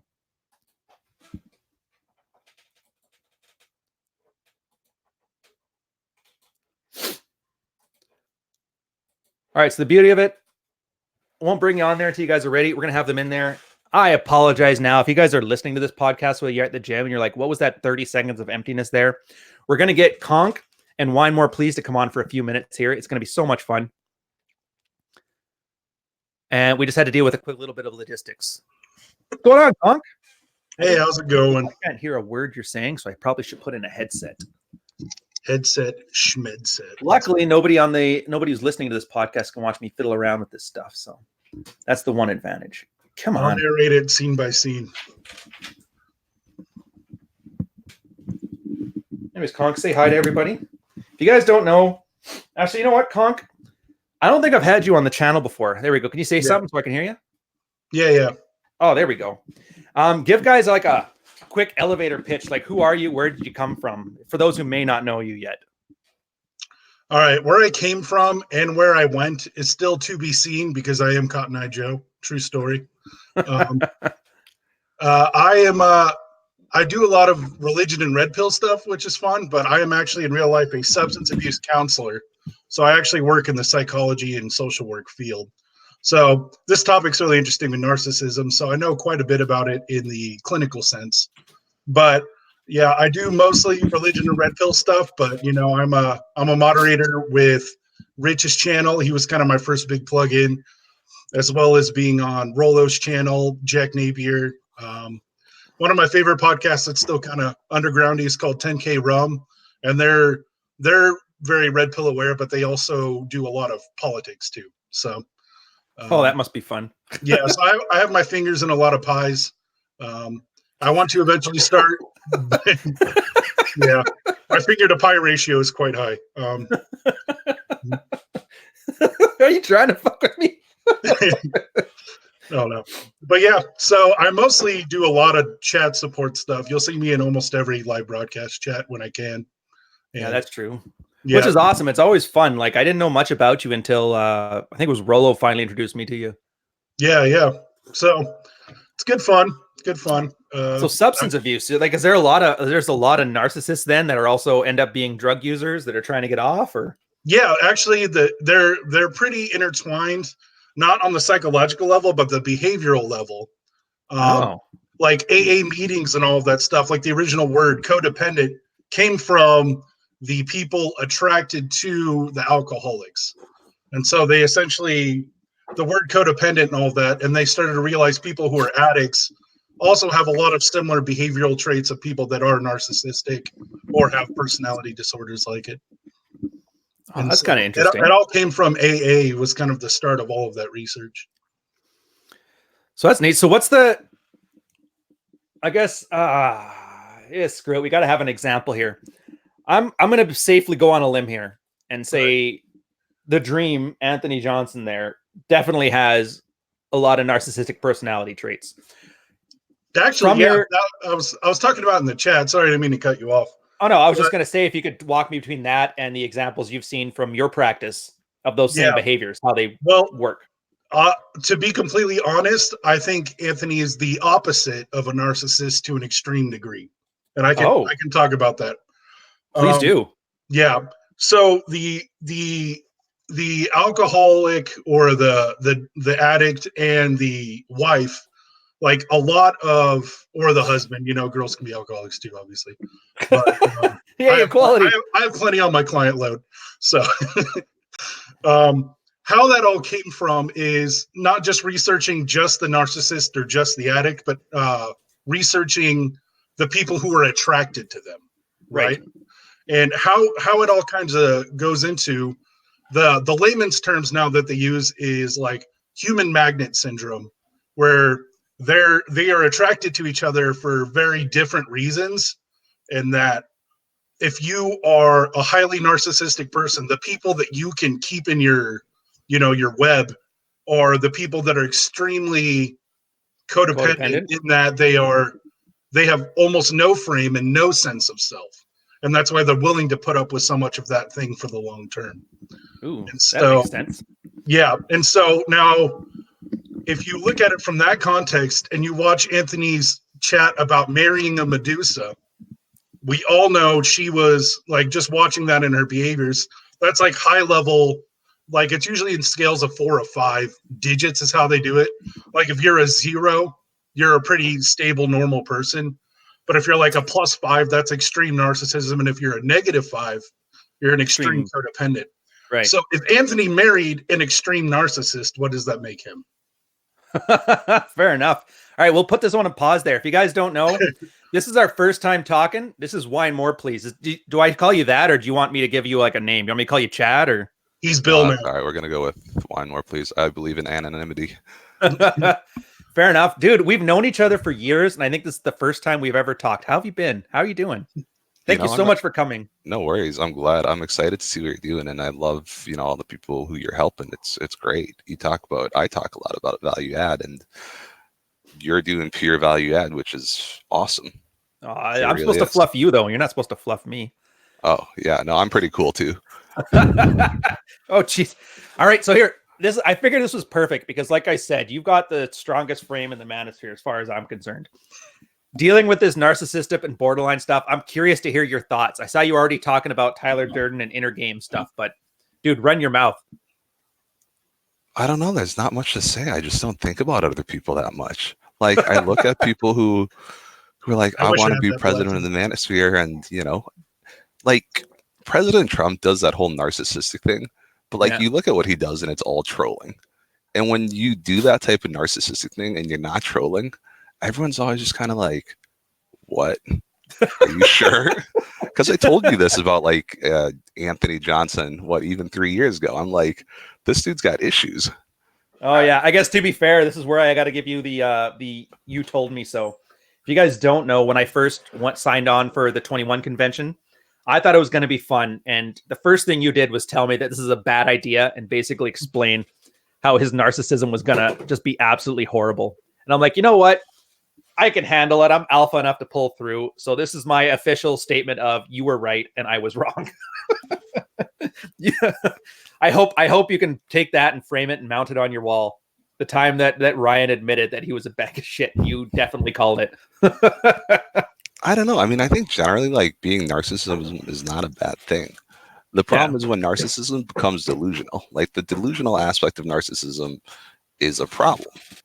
But if you love yourself enough where you have a grounded sense of reality and the value that you bring, and you expect other people to recognize it, then I think you go forward healthily. But the problem is when you're so narcissistic that you're out of your mind, and then you still expect everyone to believe what you're selling. Then it's like, and then you're like, well, everyone else sucks because they don't recognize how awesome I am. Oh, I know. And I've noticed that. You ever seen how many posters we had that come to, if you guys don't know, we got 2 subreddits. We have Ask Married Red Pill and the Married Red Pill. So the Married Red Pill was for guys to work through their maps, swap some notes. And then the problem was there was a lot of guys that, I think you coined the term value leeches, that just come in, want advice that they aren't going to take anyway, hopefully have what they want to do reassured to them. So we kind of created the asking zone as a garbage fire. So the value add for these people that just want to leech off of other people's content is if somebody's working on his map, he gets to teach what he knows, and that's a way of him reinforcing his value to himself using these, I think, as you call them, retards, and pinging off of them.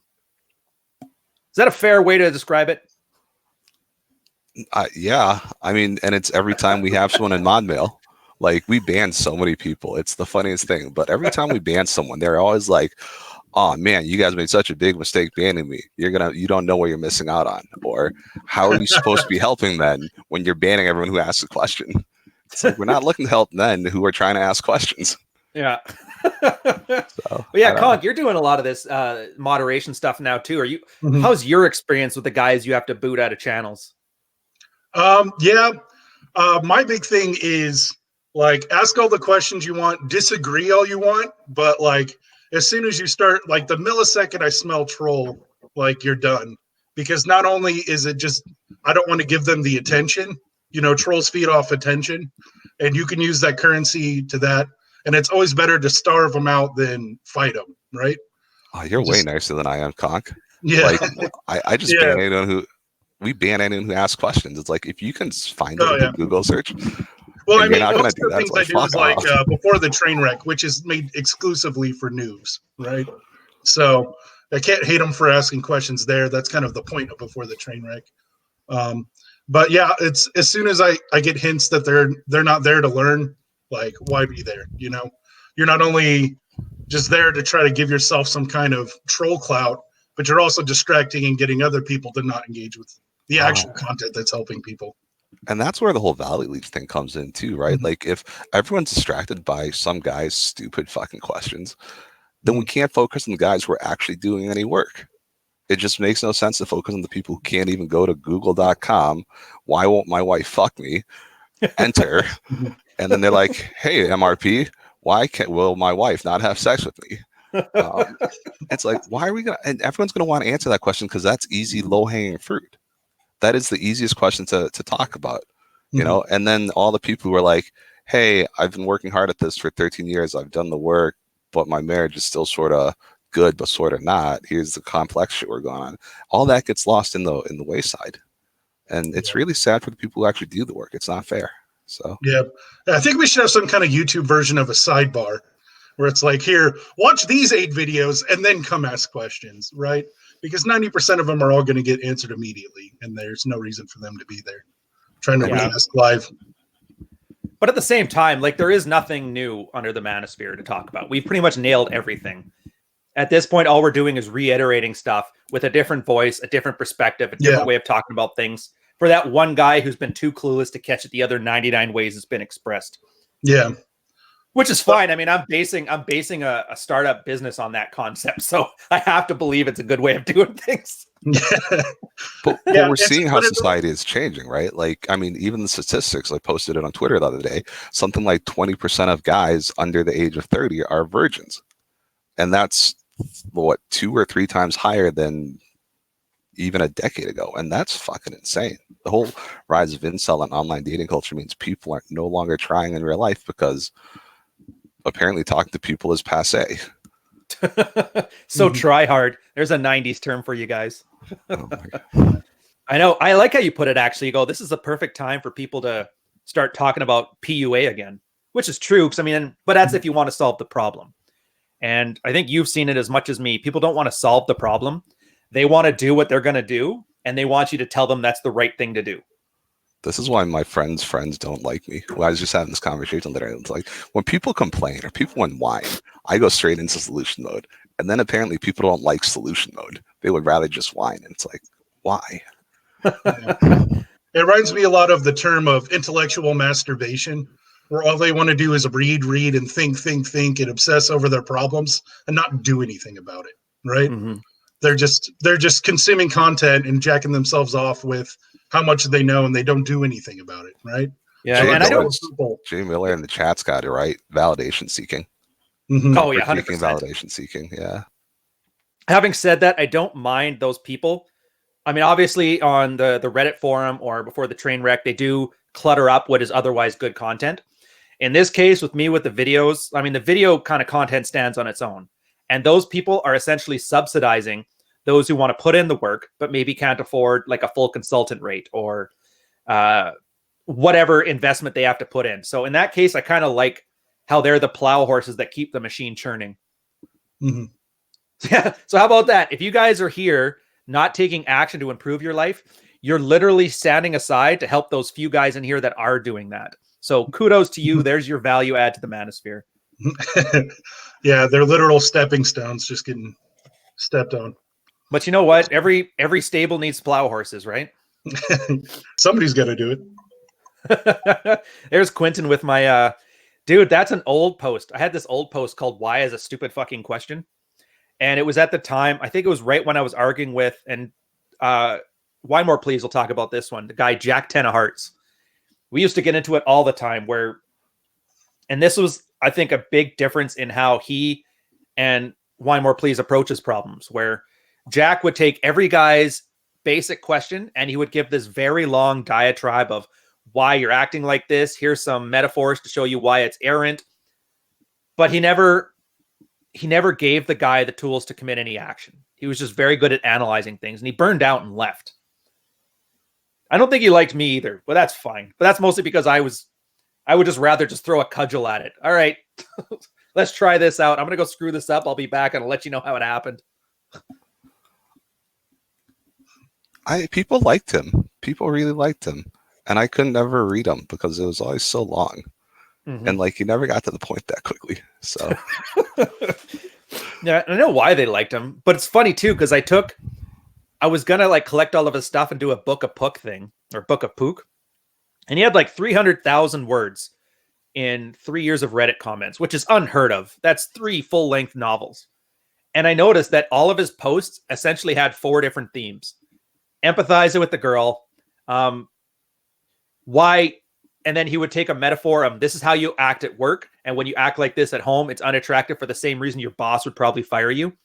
And then the third one was essentially just shitting on the guy. But he was always very eloquent about it and very well written, which I liked. And he was very switched on. But then the problem was, like you guys were saying, there's these value leeches that just they kill the signal to noise ratio. And he was giving them all this really focused 3,000 word piece of attention.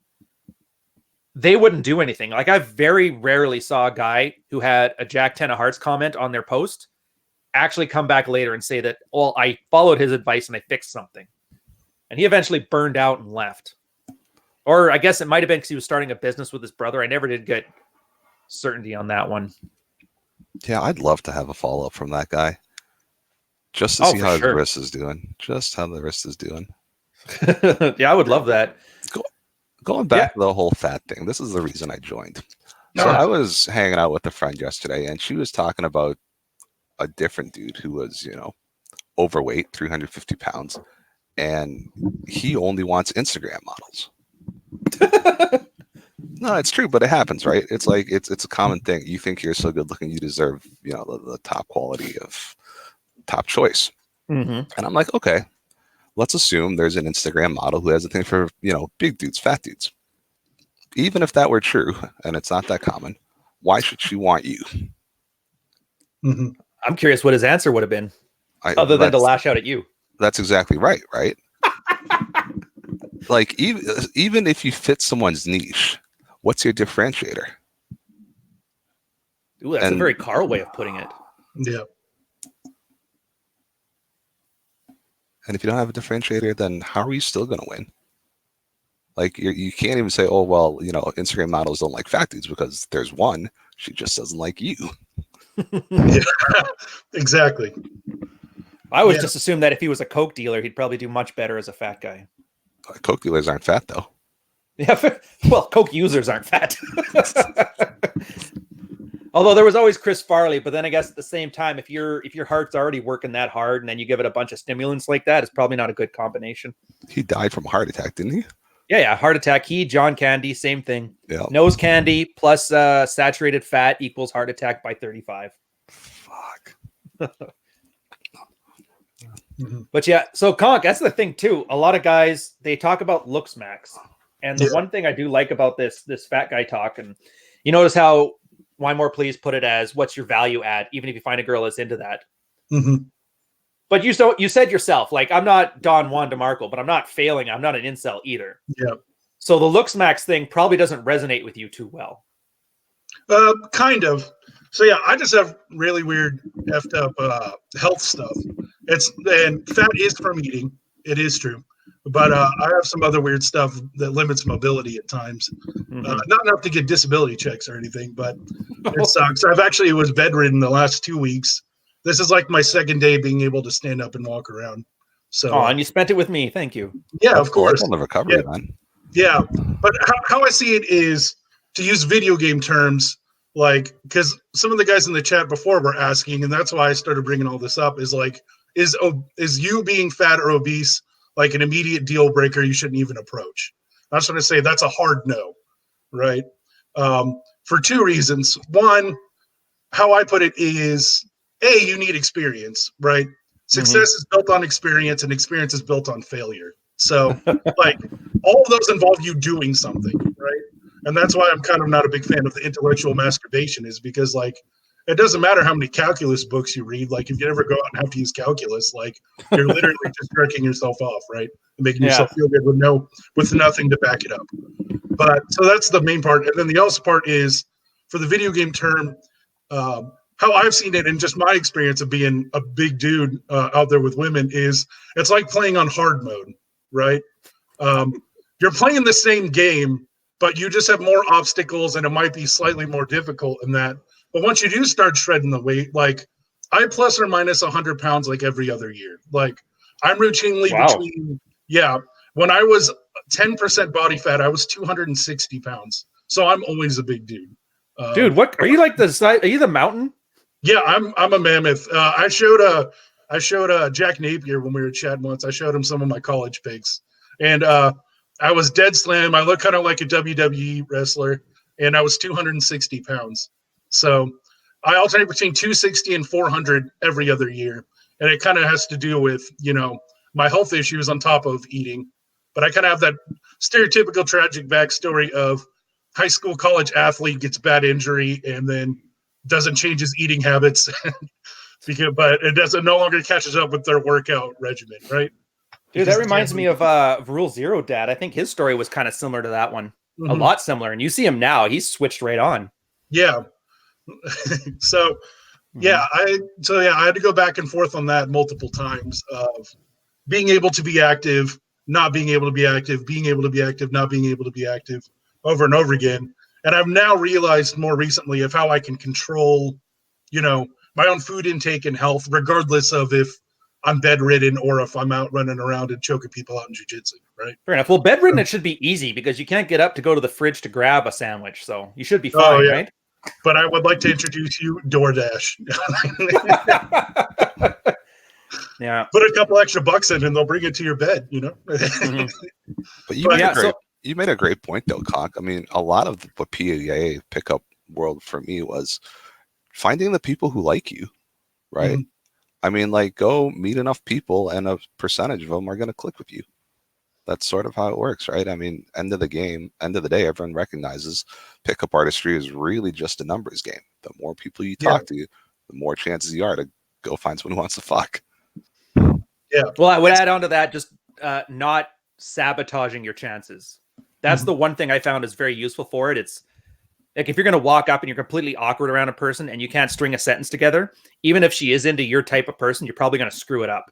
So it's kind of just stop stepping on your own dick and get out there. That's a great point. Yeah. I think there's a big branch, and this is like a parallel topic. It's kind of is that a lot of guys come in here. There's a big difference between like PUA and Red Pill to get women in general versus getting that woman, right? Sniper game. Horrible thing. People come in and before the train wreck and all these other shows asking questions about how do I get that girl to like me? I'm like, probably can't. Dude, you almost never can. Like, right at the start, she either knows she wants you or she doesn't. I've never even slept with a girl. If we haven't slept on the first date, we've just never slept together. And that's been throughout my history. Although the last couple numbers there, like between after 30, I kind of lost count. So I have no idea. But yeah, I've never seen a girl on a second date or third date or fourth date sleep with me. It's always right away or never. I don't know if your guys' experience is similar or not. Yeah, I mean, most of mine is. If you want to go first, wine more, but mine's going to be pretty different. So, Oh, yeah. Well, I come from the Christian culture, right? Where, oh, well, yeah, we'll count because the they any. Are give you like the different roles anything for but men and Christians, women, or are you right? like the literally nothing Christians? Uh, what a fun topic. But I mean, yeah, what I came from was like when I was in elementary, middle school, we went to like Baptist churches, which is like if girls wear pants, they're heathens, right? And so I originally came from that, and then I became atheist for a while, and then I came back to it. Uh, and that's its own long story, but it's mostly has to deal with I became a Christian out of spite, trying to argue with Mormons. So that was my favorite thing.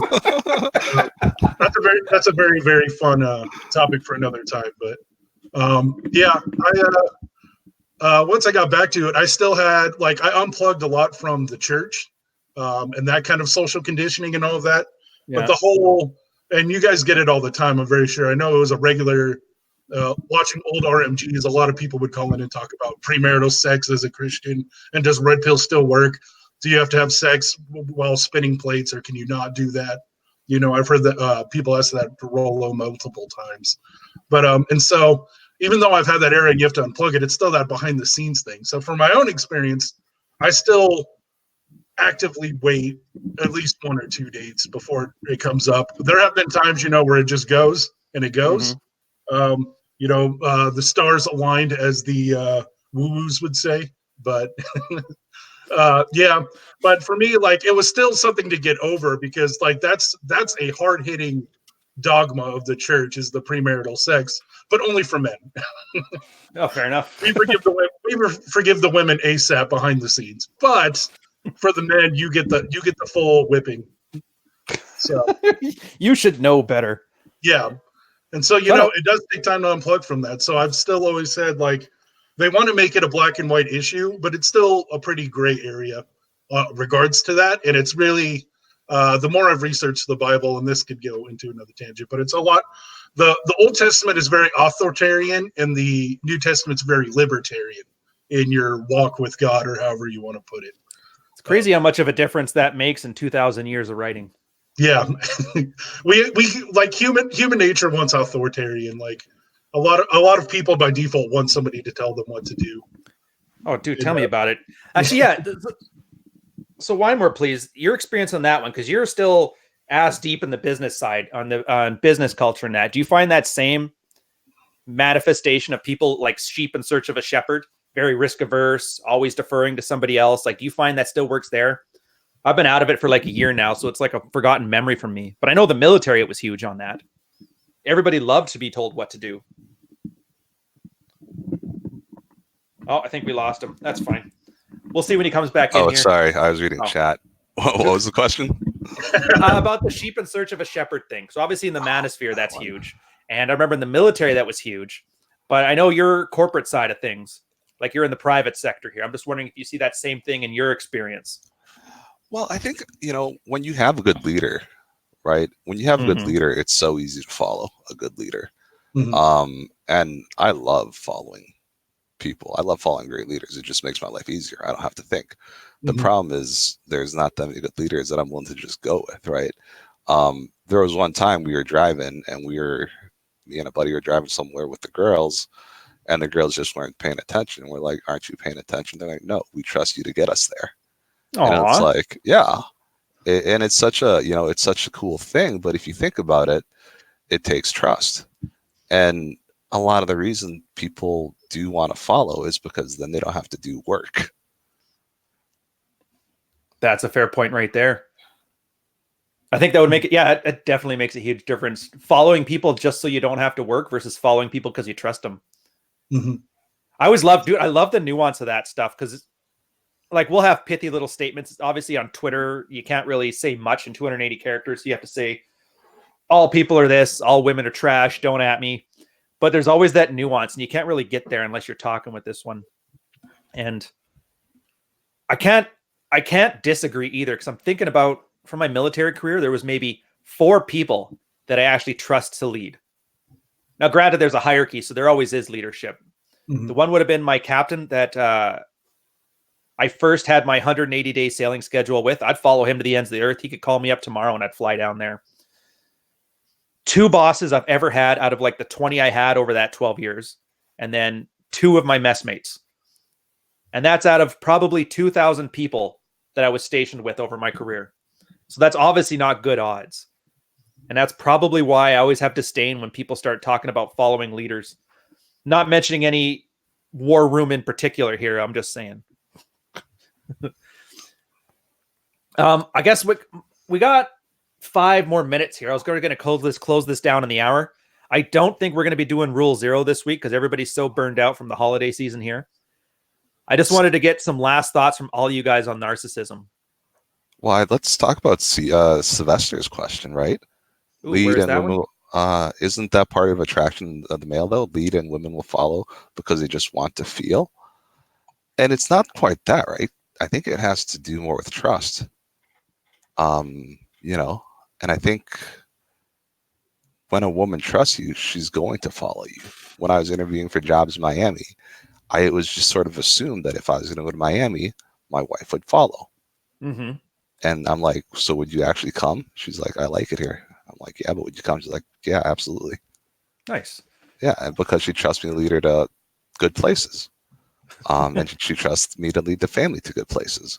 But like, how many women are with men who are shitty leaders, who they don't want to trust, who they have to fight with, who they have to help guide along, so to speak?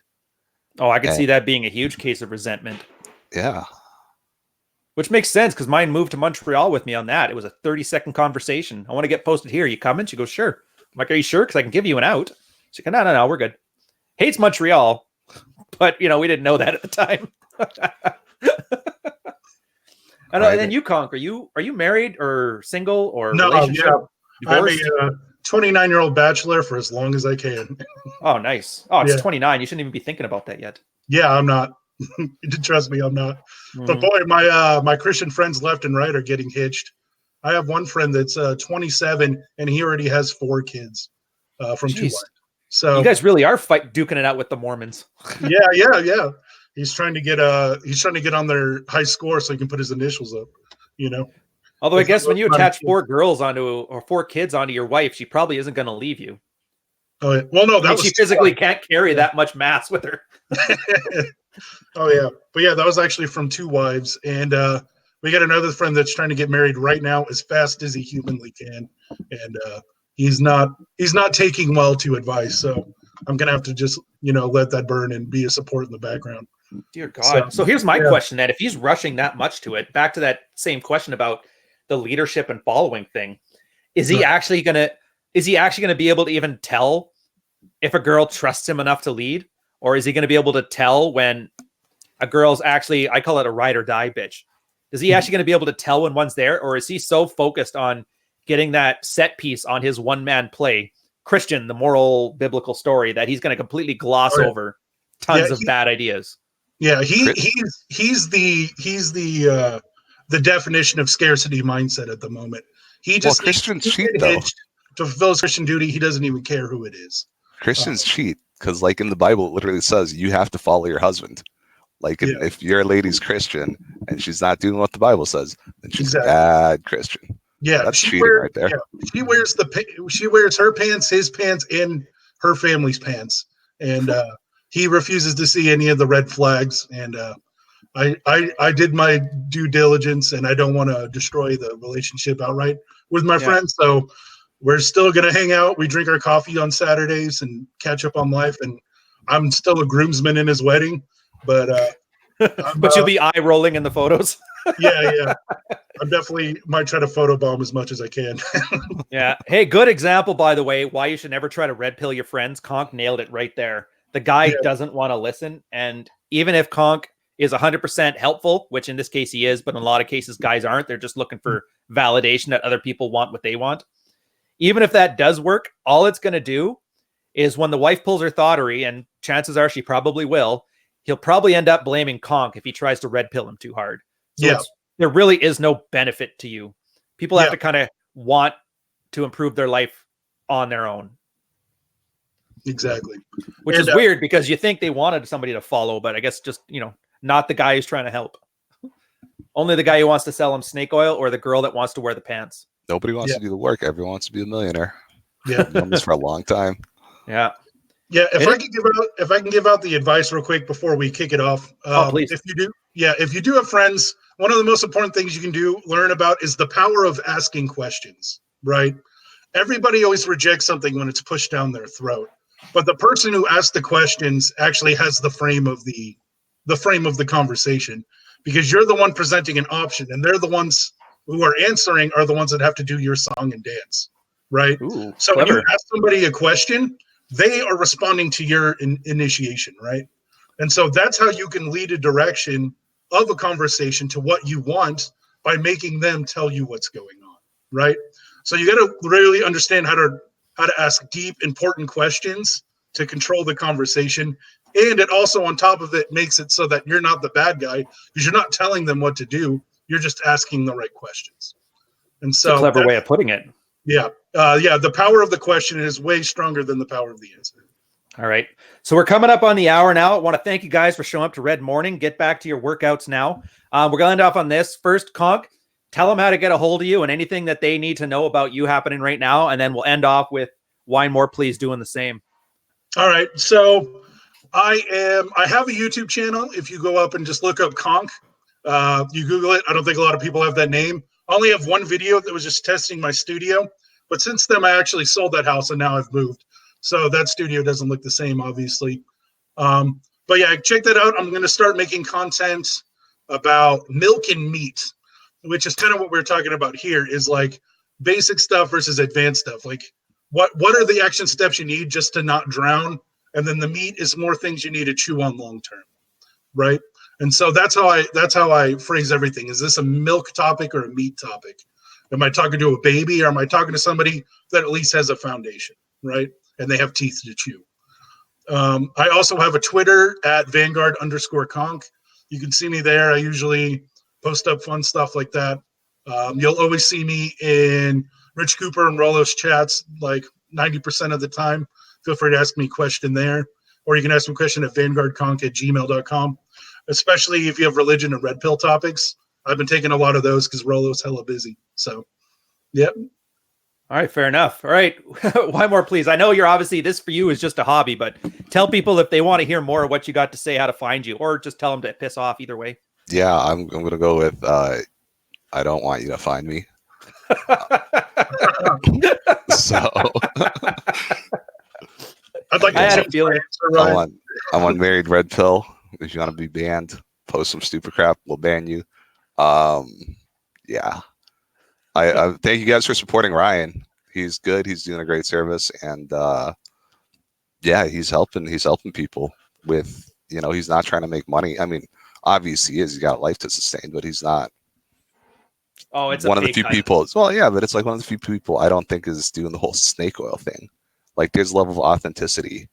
We talked about delusion and narcissism, but it's like grounded in reality to the value that you provide. And I think you're doing that. I think that's awesome. So I've told you from the start, I wish you the best luck, and I hope you kill it because you're helping people. Well, and you have more patience for these people than I do, so whatever. As long as they pay, I'll have tons of patience. But on that note, so guys, thank you so much. Again, one more, please. Thank you. I've been wanting to talk to you for years. It's nice that you took time out of your schedule. I know why you're busy and what you're busy with, so always appreciate you carving out even the smallest bit of time to help out me and others on here. But on that note, I'll let you guys go and we'll catch you later. All right. Thanks, We're going to be off in about